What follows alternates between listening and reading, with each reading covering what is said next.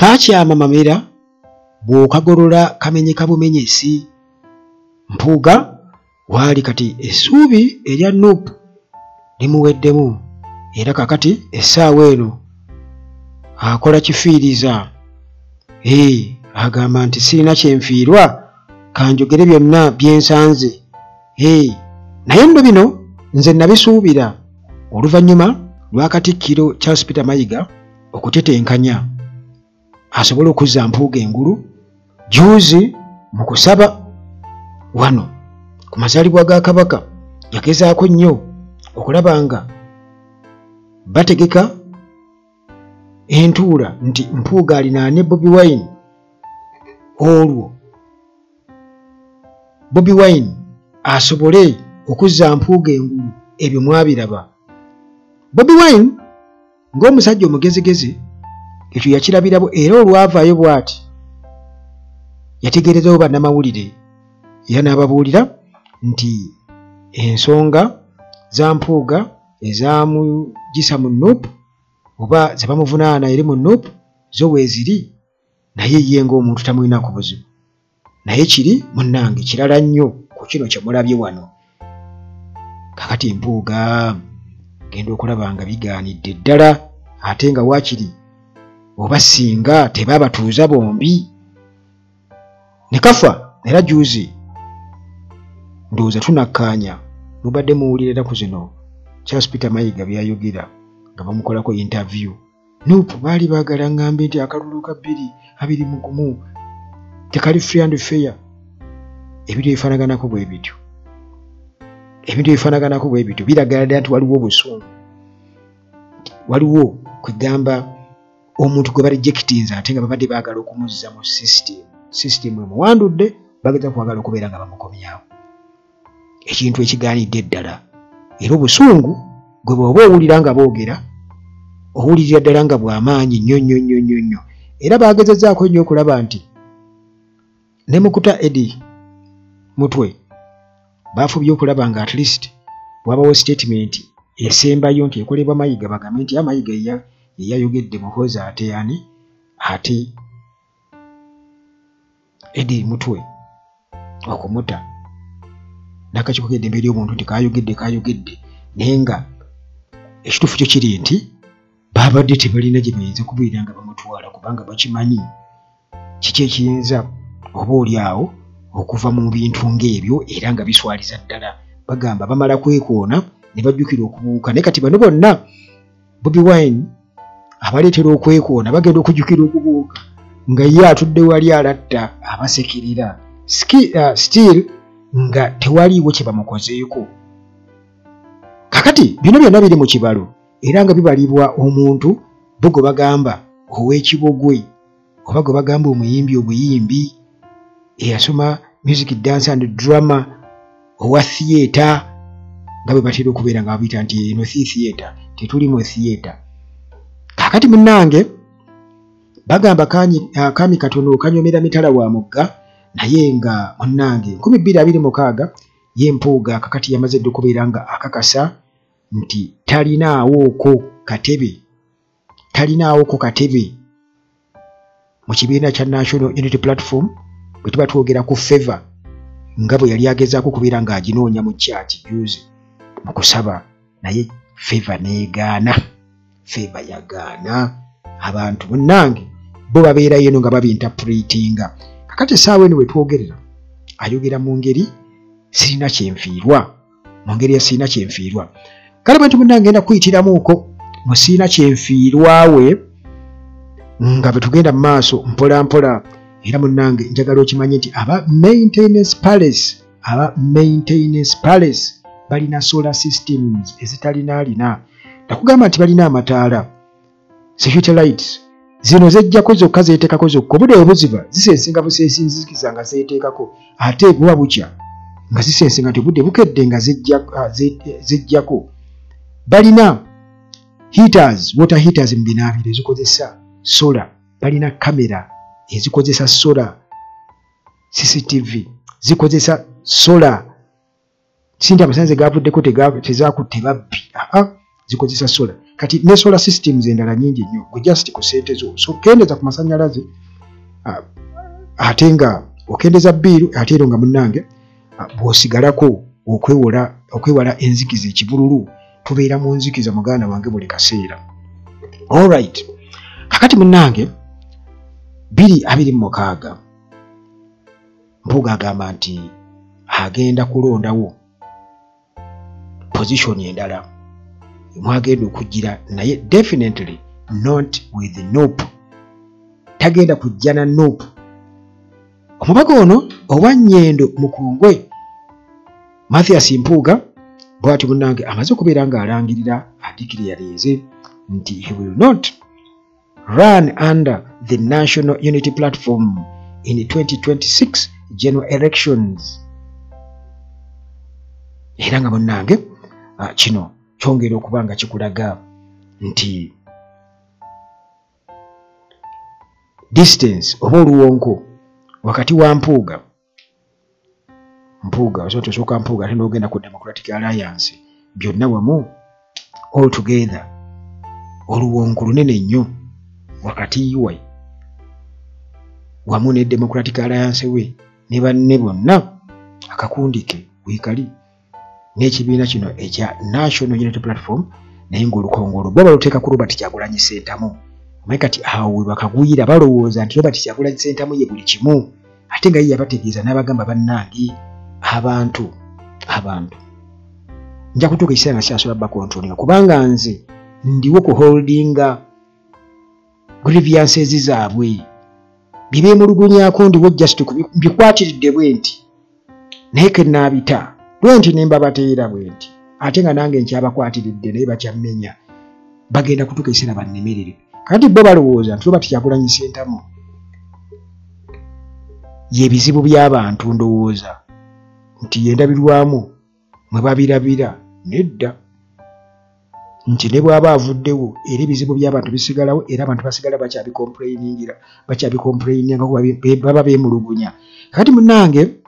emboozi ya Mpuuga ebadde mpanvuwanvu era njagala bwentyo njiyitemu kipayopayo bukubirire. Kati munnange bw'atyo ayogedde akoze statements eziwerako abaddeko munnange ne bannamawulire nga ayogera. Mpuuga bw'atyo ategeezezza n'agamba nti nno enkwatagana ye n'ekibiina ekya Nuupu yakoma era munnange ye okusinziira ku biseera eby'emmaaso mu by'obufuzi asuubira era alowooza ku options endala eziri wabweru w'ekibiina, alowooza ku magezi malala naddala bwe twogera ku 2026 mu bigambo bye ategeeza n'agamba nti nno 2026 bwe mbanga n'asalawo wa bwe ŋŋenda okuyimirira okujja munnange ŋŋenda kulondawo ewantu ewalala wonna naye munnange tewakyali kuwannaanya. Sigenda kujjira mu kibiina kya Nuupu, sigenda kubeera mu kibiina kya Nuupu n'akiddamu sigenda nkooyo kulabisibwa bannange. Naye munnange Mathias Mpuuga era nga eyali leader of opposition omajjukira nti baali baagala nnyo ekifo kye n'akisigaze, baali baagala nnyo akisigaze nga baagala nti anedda akibeeremu kubanga ajjukira kinene ate akifunangako kakati nga tasuubira kuba nti oba oli awo alifuna ku kifo ekiringa ekyo. Kati ndowooza nga tayagala kukayagala kubeera nga ayagala avaawo leader of opposition eri Bobi Wine basalaasala amagezi bakole delegates conference mu Nuupu bamusenze oluti batekeyo akasente ekintu munnange Nuupu kye yatebuka ne babatebuka njagala obbabulire kubanga baatuuzatuuzanga enkiiko esayidi za waliyo eno gye bayita ekigo sayidi zeeyo baatuuzanga enkiiko ne batuuza naye munnange era ensonda nga bwe kiri nti ebiyita ekyo ne Kabaka yeeteka muganda wange nga bwe batyo munnange bakukuta bw'otasuubira kuba nti nno bandibadde bakukuta naye nga kiki kye bakukutulirako tebaaliyo omwana ng'aleeta ekintu kye. Kakati amaze okubeera ng'ajja olwo batandika okwagala nabo bajjire muli mbu babbulukire muli. Naye waliyo abantu bwe batyo nga ye talina originality ku kintu kyonna. Abalala bamala kuyiiya naye ne yeerimbika awo ng'alinga naye ye tayiiya omutwe sijjaga nti omutwe mukalu naye omuntu atayiiya definitely omuntu guba mukalu kubanga kitaliyiiya kiki kakati munnange bano baleese ekyabwe balese foomu ey'enkyukakyuka nabo baagala bagijjiremu muli jjukira nti bo babeerawo kukonya nkyukakyuka kubanga waliwo abantu nabagamba nga bo bakolerera kubeera mu opposition jjukira General Museveni yakakasa naga nti nina ebisajja byange kati nga kimpuuga mukiwe kubanga mutukwatagana n'ayogera n'abalala Museveni kennyini yabalabisa naye Museveni kyenamala omulabako ye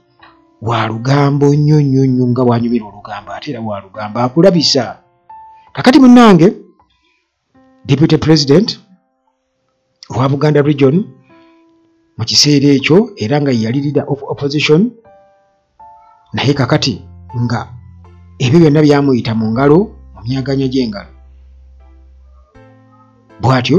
mu ngeri ya kiso kya mbuzi kitunuulira omubaazi ne kireka omussi kakati ono anenya ekibiina ekya National Unity Platform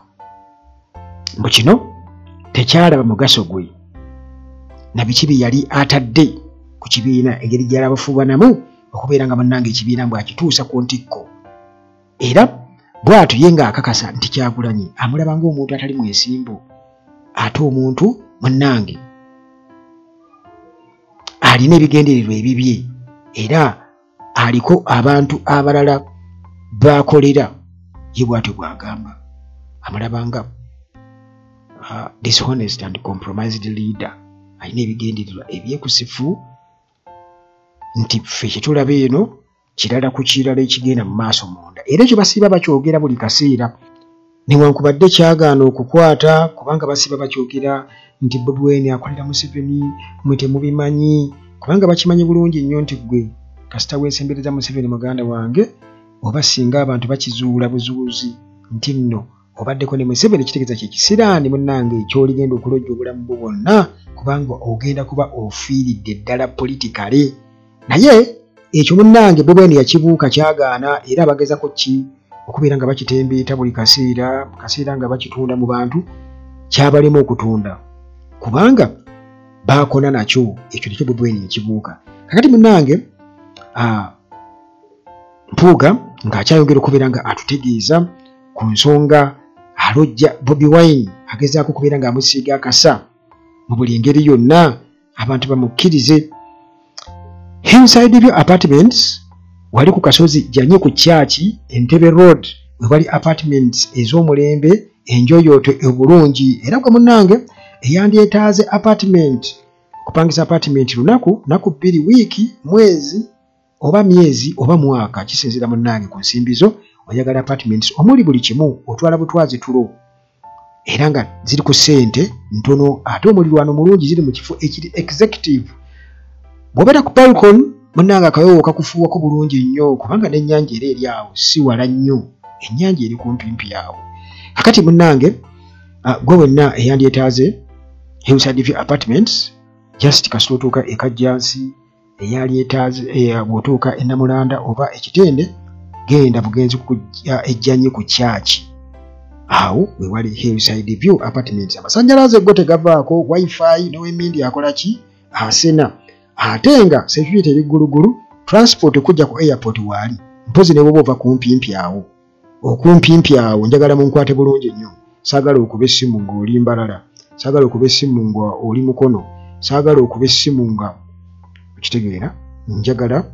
nga oli kumpimpi awo nti bannange embuzi ndi wano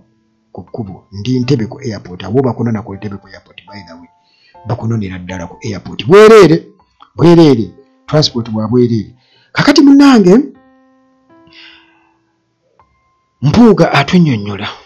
atugamba nti nawa nuupa obudde bwange bwonna n'amaanyi n'obwongo sajja oyo ayagala okwewaana n'obwongo bannange corrupt mind agamba nti nno kyatunda simanyize na kyatunda mu bantu mbu I gave Nuupu my time energy and brain n'agamba naye kati osobola okulaba obwongo obuliyo obwasigala mu Nuupu obwongo bw'amazzi kabagende n'obwo ffe obwongo bwaffe obukwafu twagenda nabwo ajuvuna naye ekyo baga nti wempaka akunama ebiri ne Katonda yakakunama obyemeka simanyi kakati munnange bino byonna biddiridde emyezi kati twakatolontoka emyezi mijuwerera ddala ng'obwongeke bw'amaanyi wakati wa Mpuuga n'ekibiina kino ekya NUP n'obukulembeze bwakyo obwa waggulu oluvannyuma lwe yafuna kye bayita Service Award omusimbi gwe beekomya amapaalamenti ye yafunako 5 yasinga banne ba commissioners banne okubeera nga yafuna 5 naye omusajja adifendinze 5 muganda wange adifendinze 5 naye yali Frank Gashumbe yagamba nti Mpuuga ntibwalikola ate 5 birigenda kumukookolimira ku mutwe bigenda kumukookolimira ku mutwe taligenda kubyejjako 5 ebyo era nga kituufu taligenda kubyejjako basajja alajja okujjaga 5 byafuuka 5 maama nnyabo kireka ndoza byafuuka bitwanwe kati 5 byafuuka 5 agamba bannange kiki kino kakati munnange ekibiina kya NUP jjukira bwe mbankuzaako emabega kyasaba Mpuuga aresigninge era akole apology aresigninge ku bwa commissioner parliamentary commissioner ate era akole apology yeetonde era bw'atyo adde ku kitebe banoonye ki ekyokumukolera oba ki ekyokuzzaako kubanga kiba kitegeeza nti babeera bamaze okubeera nga bamulongoosa kati bagenda kuddamu ate bamuwange buto naye ng'agamba nti mmala kulya na kano mmala kweyongera kubanga already nti omusimbe muyitirivu nnyo emabega kawona kugamba nti already bafuna obutakkaanya ne mukama we Anita Among kubanga jjukira nti akasente bwe kaba katuva kati State House kabako bwe kayitira bwe bapangapanga bwe bati Anita Among abaako gwakwasa kati gwegenda kati gwakola wano ngaye mwalabeera extravagance eri mu parliament nga sente ziyitira ku bantu be ku bayambi be zigenda kukola mirimu gya speaker kakati Mpuuga bwe waliwo ddiiru gye balina okubeera nga bakotula mu State House eyo amusimbe ne guyitira kuno kati mu kifo ky'okuba mukama wa mutolereko ye yamwawulizaako ate nga buswazi kati n'anyiiga era njagala mu kootinga ekintu kino n'anyiiga kati bwe bw'olabangawo akantu konna katakwatagana wakati wa Mpuuga n'Among kakasa nti byenkugamba biki bituufu kakati munnange tuddayo ku Mpuuga tebalabira aba Timo Property Consultants Limited bano balina ettaka ate bagula batunda ettaka etaliko ndooliito balina abapunta ab'omulembe balina abakubi ba pulaani balina abazimbi ab'omulembe bano era njagala okubulira balina greda ezisenda gwe bwe oyagala munnange beekwate mu buufu obwo aba Timo Property Consultants Limited bagenda kuva munnange bakukolera omulimu amakula kati tuddayo ku Mpuuga kati Mpuuga agamba nti singa ombuuza oba singa ombuuza lwaki seetonda agamba nti bw'onsaba oba bw'ondagira neetonde omuntu ayinza okwebuuza kati neetonde ku ki omanyiyo ensonga yonna kakati Mpuuga abuuza kuba ebibuuzo ebyo nange bimpitirirako nga njagala mumugambe ansa gy'amanyi obulungi kuba byenjogedde era bitegeeza kino nti gw'omanyiyo ensonga yonna gye nnyinza okwetonderako neetonda ku ki Mpuuga abuuza nti mwetaaga okubeera serious Mpuuga abuuza kitegeeza nti munnange biri byonna ebya Service Award omusimbi gwe balidde abasajja abo eyo si serious n'ensi era bazirira mu lusaago kati Mpuuga munnange bw'atyo ayongera okubeera nga anenya era nga akulitisayizi nga awanda omuliro eri Robert Kyagulanyi Ssentamu era nga yeemulugunya ku ngeri gy'akulemberamu oba leadership style ye mu style ye ey'obukulembeze engeri ze ey'obukulembeze gy'akwasaganyamu obukulembeze kati agamba mbu ono si mwesimbi yali n'akamu ekisooka alina ennugu tayagaliza oyo gwe mulaba alina engeri gy'adyekadyekamu abawagizi b'enkyukakyuka era nga bano abadyekadyeka yafunemu personal gain amanipulating ba supporters for personal gain. Mpuuga kati olwo atwennyonnyola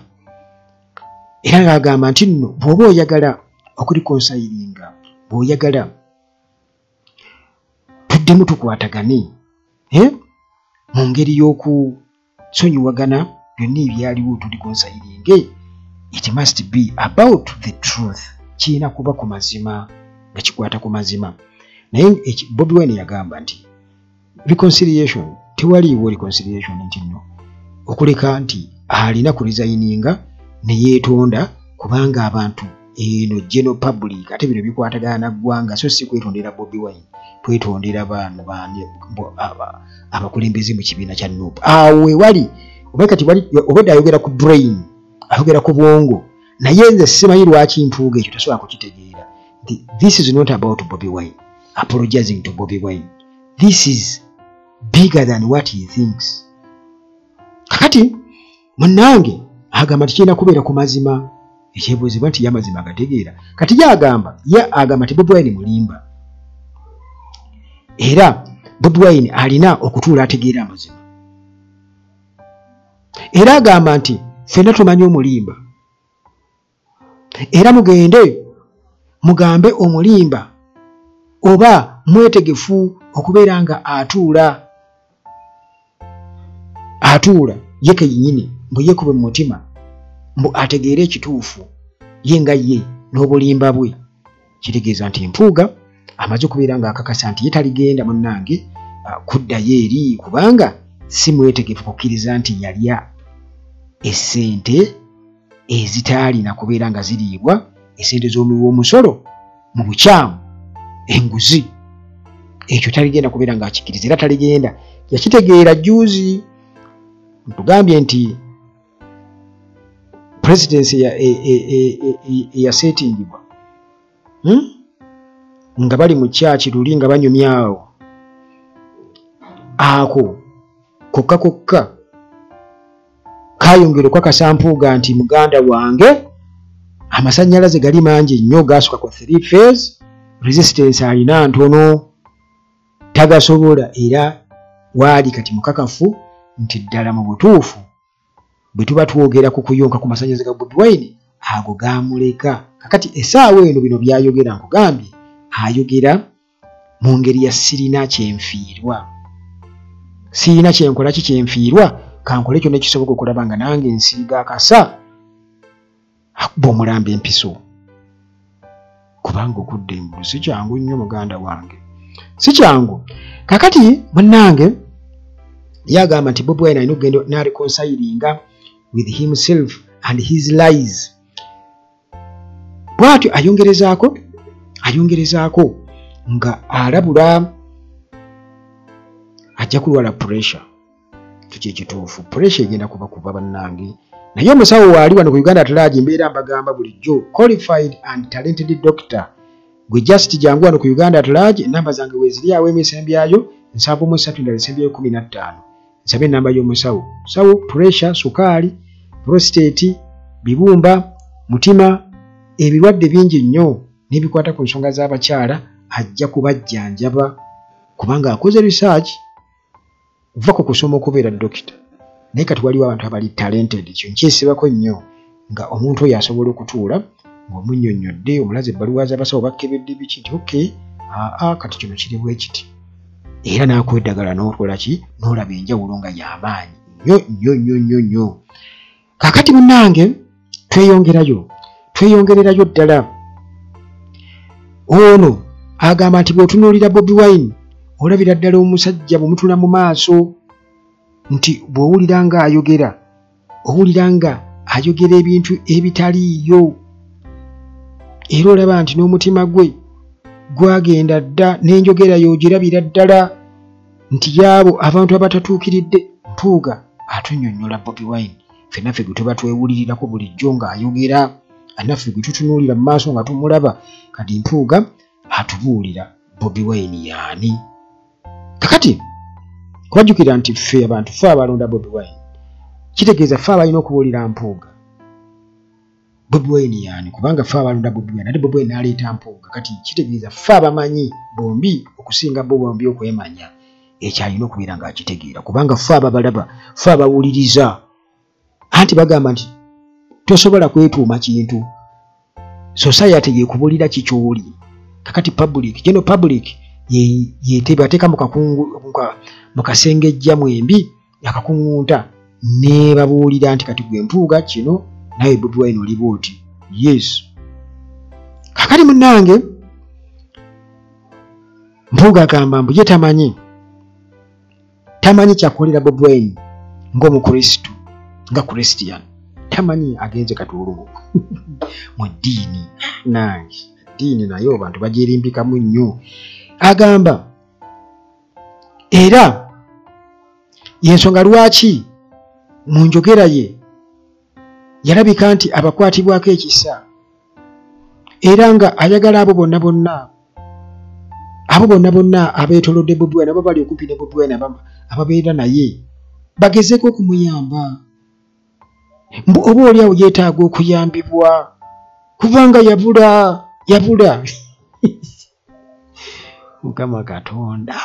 Mukama Katonda nze nkubulira ebigambo bya Mpuuga muganda wange kugambye enjogera gy'ayogeramu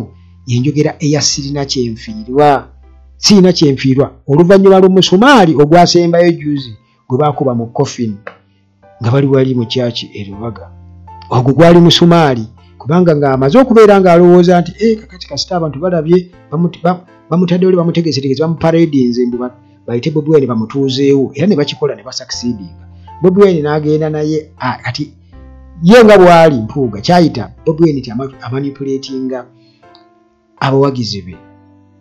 b'enkyukakyuka naye kennyini alina engeri gya manipulatinga mu situation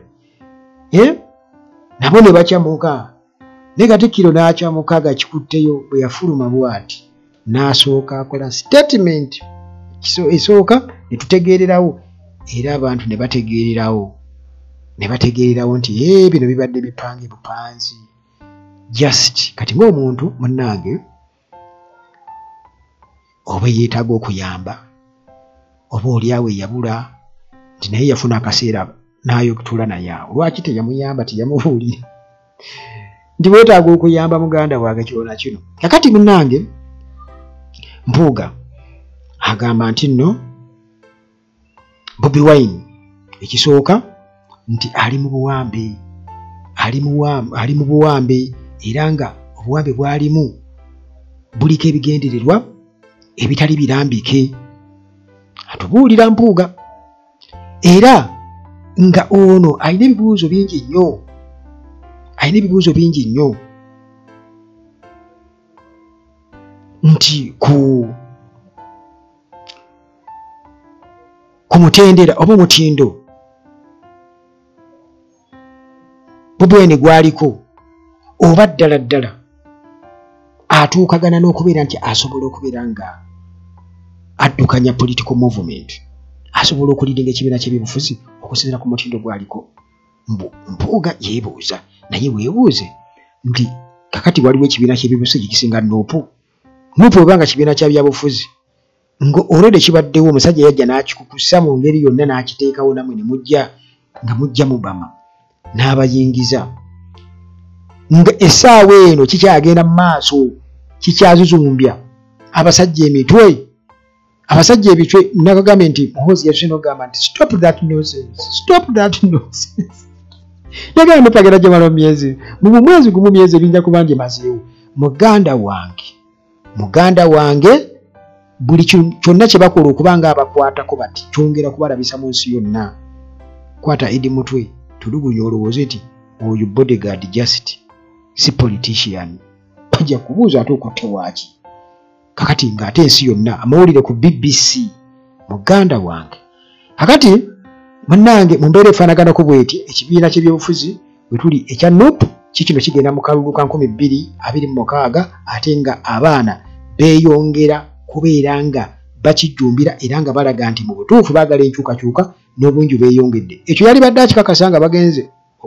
nga bapulaninga okubba omulambo gwa Sseggirinya yali badde ategeera nti dala mu butuufu eno political movement ate NUP is not just a political movement. It's not just a political movement nga bono gamba nti DP nga bwe babadde ng'ebbanga lina FDC DP tukimanyi bulungi nnyo tujja kubeera awo nga tuyimba muntu omu bwe tutyo. Approach ya Bobi Wine kankubuulire kubeera naatera okumaliriza ndowooza sibuzaayo bingi nnyo. Sibuzaayo bingi naye approach ya Bobi Wine oba engeri gyakwasaganyaamu ebintu bye step by step yeewuunyisa nti ye obubaka abutwalira ddala ku muntu owa wansi era n'akulaga nti already amaze okwidentifyinga abantu abo bonna ab'emitima emigumu abavubuka abandiyagadde enkyukakyuka n'abafulira n'ebyambalo kati abatonotono just nga batono nnyo ku bavubuka bali mu ggwanga abambaddeko just red ne barrets babazuzumbye emitwe just ka parade kaali awo mu lujja lw'ekitebe kya NUP naye walaba ebyavaayo naye ng'atejjukira nti wabweru awo wokka kati abututunuulira bw'ovaawo n'oyambuka n'ogenda katugeze nga bayitayo batya katugeze ogende enaakulabyo waggulu eri n'okuŋŋaanya abavubuka abali awo just awo mu ggeto zaawo baali bangi nnyo ku abo abambadde uniform abambadde red naye ng'ate nabo bafuutu soldiers ku lwabo bo Wampuuga be bajereka kuba Mpuuga era abajereze ngenda kikubuulira ngenda kukujjenyola engeri gyajerezemu bafuutu soldiers bangi nnyo naye olaba baaleeta obunkenke bw'amaanyi baaleeta obunkenke teri ataboogerangako ate era Bobi Wine n'ayogera ng'akakasa nti gye bujja amaaso bajja kwambala ne ku by'amadowadowa kakati munnange Mpuuga mbu akyebuuza ekibuuzo kye kimu mbu oba ddala Bobi Wine ategeera omulimu gw'omukulembeze ne wa waalina okubeera ng'ayimirira bw'omukulembeze ddala alina kuyimirira atya ayogerera mu kiti ki era buvunaanyizibwa ki bw'aba alina kati agamba nti ebibuuzo ebyo bikyali awo mu bbanga era mbu akyebuuza ddala Bobi Wine abitegeera abifuna mu bwongo bwe Mpuuga naye nze kati awo kiba kitegeeza nti okusinda ku byennyonnyodde byonna nti ebibuuzo bye bwe ate byentandika okubeera nga mbyebuuza nange mbula kubanga ndabira ddala tebirinaawo okwo makulu nti oba ddala kati birina ekinyusi nti kati ategeeza kino kubanga Bobi Wine ebigambo byayogera byeyatandika okwogeramu from day one ne kati byayogera sigamba nti nga ye bwagamba nti biri awo mbu ebibuuzo bye bikyali awo bikyalingalinga era yeye mu ndowooza ye yabula naye Bobi Wine byayogera from day one nakati byakyayogera era byatambuza takyusakyusa mu bintu bye takyusakyusa mu bintu bye byeyatandika nabyo byali nabyo era yenjiri ye bwatyo bwagitambuza zero tolerance na kununula ggwanga kulijja mu bwannakyemalira n'enfuga ey'amagye ntufugibwa ku mudumu gwa mmundu kulinnya eddembe ly'obuntu ekisusse okubba ebyobugagga by'eggwanga famire emu okubeera nga buli kimu yakikola ki awo wetutambulira kakati munnange gwe okuvaayo n'oyogera ebintu ebifaanaganako bwe bityo kiba kitegeeza nti oba oli awo abantu bayinza okukubuuza nti oba gwatamutegeera oba naawe olina ky'obikkirira oba olina omugaati gwetagala bakusuuze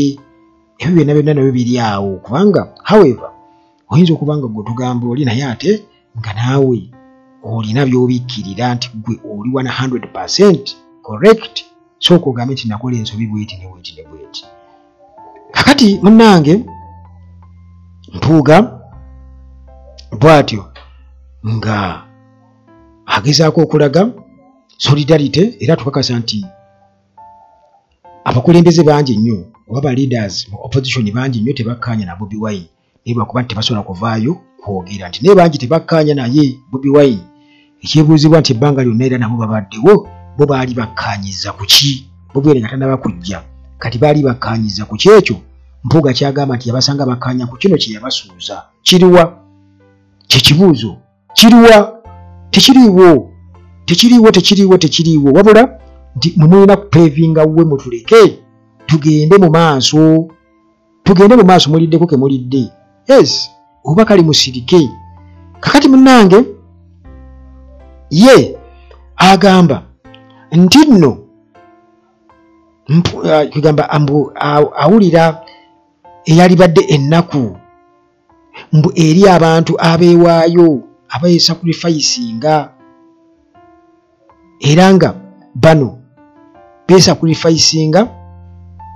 ku lw'omuntu omu ali waggulu ye okubeera obulungi olw'ebigendererwa bye mbu survival y'omuntu omu so nga ate naye aliwo ku survival nti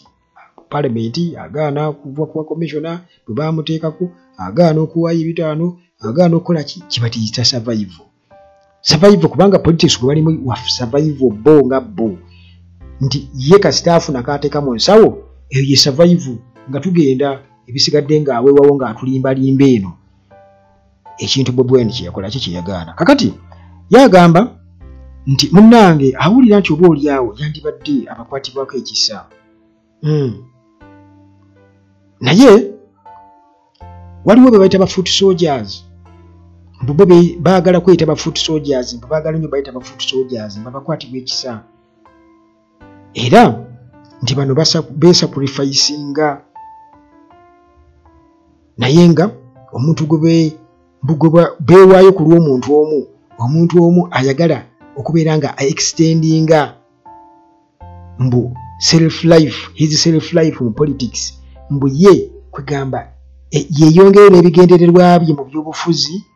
bano nga be bakolanga saddaaka bayita ba foot soldiers era ga nti abo baagala kweta ba foot soldiers. Jukira nti Mpuuga agamba nti ba foot soldiers bamuggulako olutalo era tabaagalirako ddala kati munnange bano beewaayo mbuoli asobole okubeera ng'atuukako bigendererwa bye. Kakati munnange omuntu omu yatadde komenti ewantu owamu ng'agamba nti bw'ogenda ku mukuto gwa X yagambye nti true definition of a useful idiot. Annyonnyola Mpuuga yani yagamba nti he is a true definition of a useful idiot. Okay, sigenda kubanga nsukkawo wano emboozi yaffe ewanvuyeemu ne tusinkane ate mu mboozi zaffe eziddako. Mukama Katonda abakuume mwebale nnyo okumpuliriza.